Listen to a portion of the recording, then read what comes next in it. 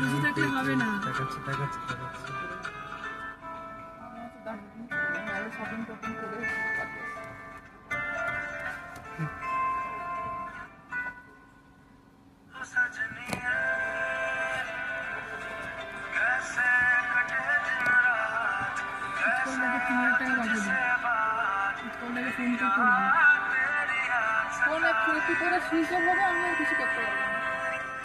পাঠিয়ে দিবি ওই বিপি মেশিন আর এটা কেনার জন্য।